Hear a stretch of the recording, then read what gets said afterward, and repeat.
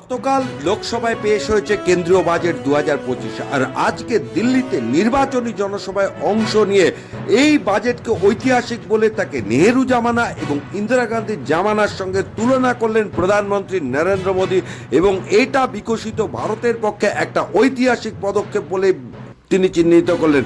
আজকে প্রধানমন্ত্রীটি কি বলেছেন জনসভা থেকে বাজেট নিয়ে, রাখবো তার বক্তব্য। अगर नेहरू जी के जमाने में आप 12 लाख रुपए कमाते होते तो 12 लाख रुपए की आय पर आपकी 1/4 सैलरी सरकार वापस ले लेती। अगर आज इंदिरा जी की सरकार होती और 12 लाख पर आपके 10 लाख रुपया टैक्स में चले जाते। 10-12 साल पहले तक कांग्रेस की सरकार में अगर आप 12 लाख कमाते तो आपको 2,60,000 रुपया टैक्स में वापस देना पड़ता।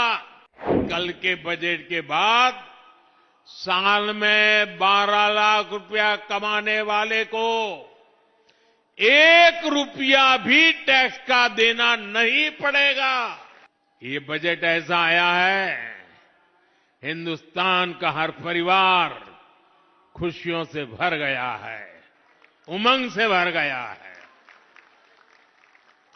हमारी सरकार ने 12 लाख रुपए तक की आमदनी पर, इनकम पर इनकम टैक्स पूरी तरह जीरो कर दिया, जीरो।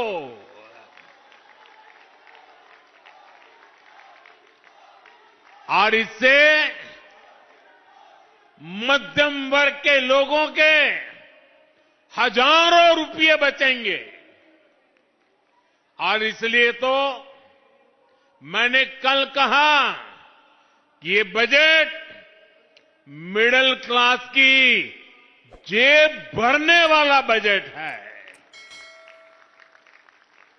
दिल्ली के मिडिल क्लास परिवारों की जेब में भी इस साल हजारों करोड़ रुपए एक्स्ट्रा आने वाले हैं। आजादी के बाद से लेकर अभी तक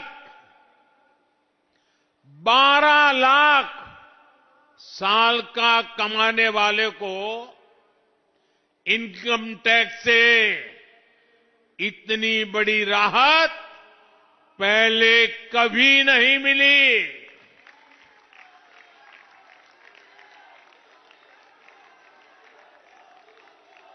मैं जरा आपके सामने एक चित्र पेश करना चाहता हूं, आपको समझने में भी सुविधा होगी और लोगों को समझाने में भी सुविधा होगी।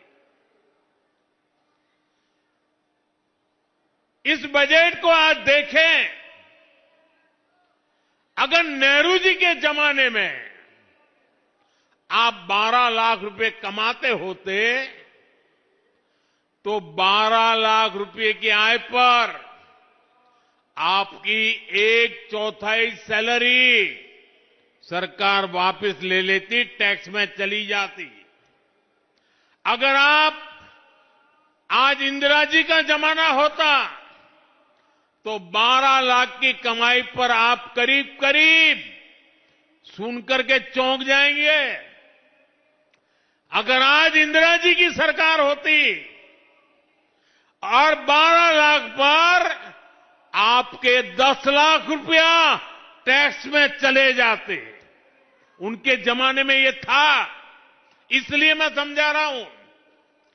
10-12 साल पहले तक कांग्रेस की सरकार में अगर आप 12 लाख कमाते तो आपको 2,60,000 रुपया टैक्स में वापस देना पड़ता। अब भाजपा सरकार के कल के बजट के बाद साल में 12 लाख रुपया कमाने वाले को 1 रुपया भी टैक्स का देना नहीं पड़ेगा।